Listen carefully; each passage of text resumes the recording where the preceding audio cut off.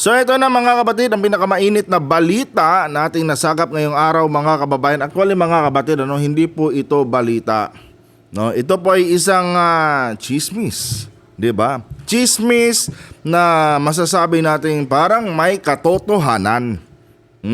Na ito ngang si Vice President Sara Duterte mga kababayan ay di umano, nagpakasal daw mga kapatid sa isang kapwa niya babae way back 2017.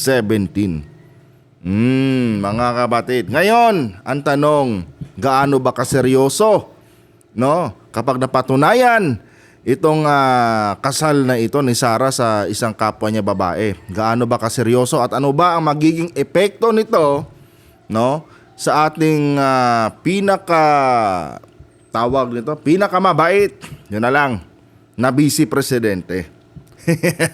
Ito mga kapatid, dapat pakinggan nyo talaga yung buong video natin nang maintindihan nyo po mga kababayan. Pero bago tayo magpatuloy, huwag nyo po sanang kalimutan na i-like yung ating video para i-share pa po ni YouTube sa iba pang hindi pa nakakapanood mga kapatid itong ating talakayan ngayon.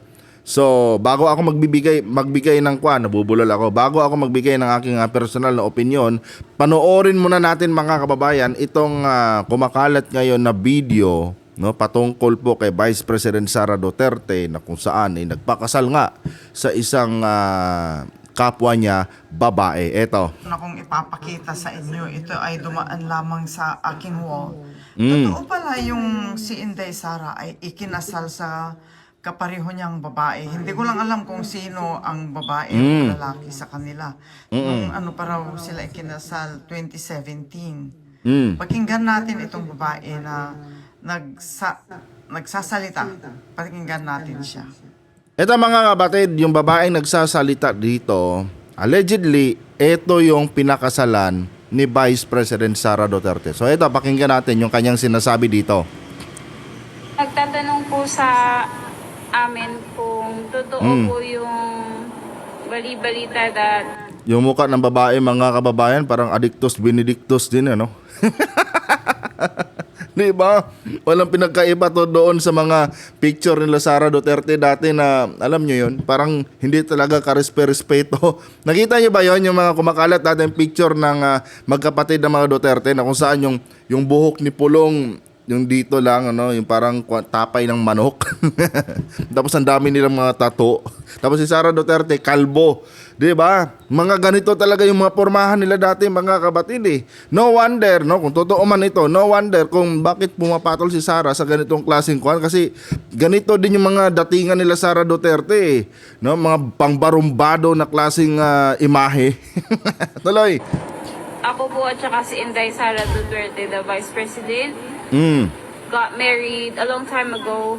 Kinasal kami noong June 2017. Nako, kinumpirma dito ng kanyang di umano'y asawa, mga kabatid, na silang dalawa ni BP Sara ay kinasal noong September 2017. Nako, mahirap to mga kababayan. Kapag ito po ay napatunayan at na-confirm na totoo talaga, mga kabatid, itong nasabing kasal ni Sara Duterte sa isang kapwa babae niya, nako mga kababayan, delikado. Masushorten mga kabatid yung impeachment laban kay BP Sara. And maya-maya lang i-discuss natin yan. Tuloy muna natin to. Totoo po yun, but ang tagal na ho noong 2017 pa po. So, regardless kung matagal na yung kasal nyo, you cannot deny the fact na itong si Vice President Sara Duterte ay kasal sa isang lalaki na siyang ama ng kanyang mga anak. Mali pa rin, kung totoo man tong nangyaring kasal sa pagitan ninyong dalawa, mali pa rin yon. That is immoral mga kabatid. 'Di ba? Immoral yan. Kasal na siya may anak pa sila. Sa mata ng batas, sa mata ng Diyos, mali yan. Hindi mo pwedeng i-justify na matagal na yon whatsoever, 'di ba? Ang mali ay mali mga kabatid. Tuloy. totoong kasal ho kami. And yun po. Something you should know on a Thursday. God bless you. ay yung mga ibang gender tulad ng mga LGBTQI ay mabigyan din sila ng proteksyon ng batas sa kanilang mga partners at sa kanilang mga relationship. Kaya pala pinaglalaban ni Sara, no, na maipasa na yung LGBTQ bill. No, saan ang totoong author niyan sa pagkakaalam ko ay si Senator Risa Hontiveros, mga kapatid. Oh. Ngayon, si Sara nahihirapan siyang i-justify yan dahil kalaban niya si Senator Risa eh. No? Sa mga hindi nakakaalam, mga kapatid, isa si Senator Risa sa naging dahilan kung bakit bumabagsak, mga kababayan, no, ang brand ng mga Duterte. Alam naman natin kung anong effort, mga kababayan, ang inilaan ni Senator Risa dito. And lahat naman, mga kabatid, no, nang ipinaglalaban ni Senator Risa patungkol laban dito sa pamilya Duterte ay napatunayan din naman niya. No, kaya sometimes, mga kababayan, wag natin kalimutang magbigay ng credit dito kay Senator Risa. Dahil kung hindi sa effort ni Senator Risa at ni former Senator Antonio Trillanes, no, kung wala yung dalawang yan, mga kabatid, na matapang na nakikipaglaban dito sa mga Duterte, mga kababayan, hindi po mapupunta sa ICC itong si dating Pangulong Duterte. So mabalik tayo dito, mga kabatid. Kanina sabi ko sa inyo, napakadelikado nitong ginawang ito ni Sara kapag napatunayan na na yun na nga, nagpakasal siya kapag napatunayan na totoong nagpakasal siya sa kapwa niya babae sa kabila ng kasal niya dito, mga kababayan, kay Man Scarpio. So eto, mga kababayan, tinanong natin yan sa Gemini. And dito, mga kabatid, masasabi ko sa inyo na kapag napatunayan na totoo talaga yung sinasabi dito nitong babae na ito na ikinasal nga silang dalawa ni BP Sara last 2017, mga kababayan, maso-shortcut po ang impeachment ni Sara Duterte. At hindi lang yan, mga kapatid, no? Hindi lang po yan. Pati yung pagiging abogado ni Sara mawawala sa kanya dahil madidisbar siya dito, mga kababayan. So ito, tinanong natin itong Gemini. So ito yung naging tanong ko, mga kapatid. Kapag napatunayan na si Vice President Sara Duterte ay nagpakasal sa isang kapwa babae kahit pa siya ay kasal na sa asawa niyang si Man Scarpio, may kaso ba siyang kakaharapin? So yun ang tanong natin. So ito ang sagot sa atin, mga kababayan, ng Gemini. Sabi dito, sa ilalim ng kasalukuyang batas ng Pilipinas, ang sitwasyong ito ay masalimuot. Bakit? Dahil sa definisyon ng kasal at ang mga krimeng may kaugnayan dito. Sabi dito, narito ang mga legal na anggulo na maaaring harapin. Sabi dito, ang issue ng bigamy. Kasi, mga kabatid, sa Pilipinas, no, kapag ikaw ay nangaliwa sa iyong asawa, talagang makakasuhan ka ng bigamy. Kanya nga lang, meron pong tawag nito, meron lang problema dito, mga kababayan, no, sa ating kasalukuyang batas. Dahil sa kasalukuyang batas ng Pilipinas, mga kabatid, hindi po nire-recognize ang kasal, no, sa pagitan ng dalawang babae o dalawang lalaki. No? Yung kasal sa mga LGBTQ na mga kababayan natin na hindi po yan nire-recognize, mga kababayan, sa ating batas. No? Yan po ay hindi legal. So, technically, sabi dito, mga kababayan, basahin natin, sa ilalim ng Article 349 ng Revised Penal Code, ang bigamy ay nagaganap kapag ang isang tao ay nagpakasal sa ikalawang pagkakataon habang legal pa siyang kasal sa unang asawa. Gayunpaman, may mahahalagang rekisito ito. Sabi dito, ang ikalawang kasal ay dapat mayroong lahat ng essential requisites, no, para maging valid, maliban na lamang sa katotohanan ng may nauna ng kasal. Pangalawa dito, mga kapatid, ito dapat natin maintindihan to. Ang problema, yun na nga, dahil ang Pilipinas ay hindi kumikilala sa same-sex marriage, ang isang kasal sa pagitan ng dalawang babae ay itinuturing na void ab initio. Ewan ko, tama yung basa ko dito Sa madaling sabi, walang bisa sa simula pa lamang o hindi kinikilala bilang legal na kasal sa ilalim ng family code ng ating bansa. Dahil dito, sabi dito, dahil dito maaaring mahirapan ang prosekusyon na ituloy ang kasong bigamy dahil sa mata ng batas, walang pangalawang kasal na naganap. Kasi nga, hindi nga nire-recognize ng ating saligang batas yung same-sex marriage. No, so ligtas. Sa madaling sabi mga kababayan, ligtas po si Vice President Sara Duterte sa kasong bigamy. Dahil hindi nga kinikilala ng batas natin, no, yung same-sex marriage. Sa ngayon pa lang yan mga kababayan. Dito sa pangalawa, dito mga kabatid, medyo tatamaan na si VP Sara. Pero hindi pa ito ang pinaka-highlight ha. Hindi pa ito ang pinaka-highlight mga kababayan. Pero basahin natin to. Sabi dito, kung may mapapatunayang sexual relation sa pagitan ni VP Sara at ng kanyang kapareha, no, maaari itong pumasok sa krimen ng adultery. Oh. Ligtas si Sara sa bigamy mga kabatid, pero sa adultery, nako, parang malabo mga kababayan na makalusot si VP Sara dito, no?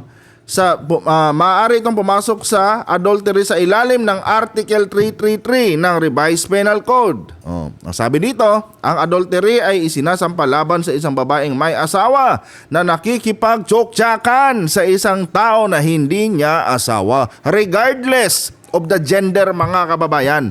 Ang pinag-uusapan dito ay nakikipagtsoktsakan. Sabi dito, kahit pa babae ang kanyang kapareha, kung mapapatunayan ang tinatawag na sexual act, maaari pa rin itong maging basihan ng reklamo mula sa legal na asawa. Na sino? Si Mans Carpio.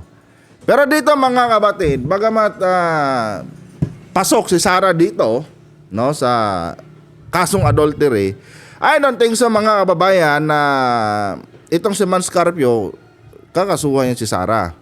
No, medyo malabo mga kabatid sa totoo lang. No, kaya sabi ko medyo tatamaan lang si Sara dito. Dahil kung tutuusin mga kabatid, wala kasi tayong idea talaga kung ano ba yung status ng marriage ni Vice President Sara Duterte at ni Mans Carpio. 'Di ba? Pero sa tingin ko mga kababayan, there is something fishy sa relasyon nila. Dito sa number 3 ngayon mga kababayan, dito po masusunog si Vice President Sara Duterte. Ito mga kabatid, malaking bagay ito. At gaya na sabi ko sa inyo, kapag napatunayan na totoong kasal siya, mga kabatid, doon sa sinasabing kapwa niya babae, no? Dito sa ating napanood na video, kapag napatunayan na totoo ito, mga kababayan, masu-shortcut po ang impeachment ni Vice President Sara Duterte. Dahil sabi dito mga kabatid, bilang vice presidente, si Sara Duterte ay isang impeachable official. Oh, yan na mga kababayan. Sabi pa dito, ang mga sumusunod ay maaaring maging basihan ng kanyang pagkatanggal sa pwesto. Unang-una mga kabatid, betrayal of public trust. Itong nangyaring di umano'y kasal ni Sara Duterte mga kababayan sa isang kapwa niya babae ay isa po itong impeachable offense. Betrayal of public trust po yan mga kabatid. And bukod pa dyan, immoral talaga yan mga kababayan. Kasal ka no? Kasal siya kay Mans Carpio, may mga anak pa sila. Tapos ngayon, 2017, no? Kung totoo mang nagpakasal ka, di ba? Impeachable yan. Oh. Sabi dito, ang paggawa ng aksyong labag sa moralidad o sa batas tulad ng pagpapakasal sa iba habang kasal pa, no, ay maaaring ituring na pagtataksil sa tiwala ng publiko. Kaya kayo dyan, ano? Tawag ito, Ombudsman Remulla, imbisigahan nyo to, malaking bagay ito. No? Sila Senator Risa Hontiveros, dapat malaman ito. No? Dapat kumpirmahin nila ito dahil hindi na sila mahihirapan mga kababayan, no? Na ipa-impeach si Sara. Dahil dito pa lang mga kabatid, pwedeng-pwede na. Pwedeng-pwede na ma-impeach si Sara Duterte dito. Dahil betrayal of public trust mga kababayan, no, itong kanyang ginawa, kung totoo man na nagpakasal siya sa kanyang kapwa babae last 2017. Sabi pa dito, dito naman tayo sa pang-apat. Sabi dito, disbarment bilang abogado. No, hindi lang siya mai-impeach mga kabatid, madidisbar pa si VP Sara. Bakit kamo? Ito sabi dito. Dahil, wait lang dahil si BP Sara ay isang abogado, maaari rin siyang harapin ng kasong administrative o disbarment sa Korte Suprema. Nako mga kababayan, kapag napatunayan na totoo itong kanyang kasal sa isang babae, no, sa kanyang kapwa babae, may posibilidad mga kabatid na madisbar si Sara. Sabi dito, ang abogado ay inaasahang sumusunod sa Code of Professional Responsibility and Accountability, o rin tinatawag nila na CPRA. No? Ang pagpasok sa isang bigamous relationship o immoral conduct ay maaaring maging mitsa ng pagbawi ng kanyang lisensya sa pagka-abogado. Dahil sa kawalan ng good moral character. Mga kababayan, no? Kailangan lang nating malaman mga kabatid kung sino po itong babaeng ito. 'Di ba? Kailangan lang nating ma-identify kung sino itong si ate. Dahil siya po ang isa sa pwedeng maging susi mga kabatid para mapabilis ang impeachment ni BP Sara. 'Di ba? Biruin mo, vice presidente ka namin ngayon, no? Ikaw yung nakaupong vice presidente. Tapos may immoral ka palang ginagawa. 'Di ba? So mga kababayan, no, dapat seryosohin natin ito. Kahit chismis lang ito mga kabatid, pero parang totoo eh. Dapat ito ang unahing asikasuhin din ni Sara Duterte. Di ba? Dapat sagutin niya itong sinasabi ng babae dito. Hindi yung kung ano-ano ng paninira kay PBBM yung ginagawa mo. Dapat sagutin mo rin ito, Vice President. Patunayan mo sa amin na hindi ito totoo. No? At dapat ma-identify itong babae na ito at lumutang ito. Dahil mga kabatid, no, malaking bagay ito. Pwede kasi natin malaman dito kung saan sila ikinasal. 'Di ba? And I'm sure mga kababayan, dahil sinabi niya dito, dahil kinumpirma niya dito na kasal siya or ikinasal silang dalawa ni BP Sara, malamang sa malamang mga kabatid, meron siyang hawak na dokumento. Ngayon, no, kapag may mailabas na resibo itong si ate, nako mga kabatid, tapos si Vice President Sara Duterte. Pero the other way around mga kababayan, meron din akong naiisip. Ang tanong, nag-i-exist pa ba si ate ngayon? Baka mamaya niyan mga kababayan, pinagurgur na pala. 'Di ba? Mamaya niyan mga kabatid, wala na. Katabi na ni Madam ngayon si San Pedro doon sa langit. Kasi kung totoo to mga kababayan, itong revelasyon ng babae dito, kung totoo talagang ikinasal sila, malamang mga kabatid, sa init ng issue ngayon sa pagitan ng Marcos at Duterte, malamang mga kababayan, ito talaga ay wawalisin talaga ni Sara Duterte, no, para hindi na makadagdag sa kanyang mga kinakaharap ngayon na issue. Yun lang po ang sigurado dyan mga kababayan. Pero ganun pa man, no, sana itong ating mga opisyal sa gobyerno, no, especially itong si tawag nito, si Ombudsman Remulla, dapat bigyan niya rin, no, ng ng pansin. 'Di ba? Sila si Congressman Laila de Lima, sila Senator Risa Hontiveros, no, dapat pansinin din nila ito mga kabatid. Malay lang, no, malay lang kung totoo ito. 'Di ba? Dahil kapag na-prove talaga, no, na totoo 'yan mga kababayan, pasok si Sara dito. No, sa dalawang kakaharapin niyang kaso. Pwede siya ditong tamaan mga kababayan sa number 3 and number 4. Anyway guys, no, hindi ko na papahabain ito.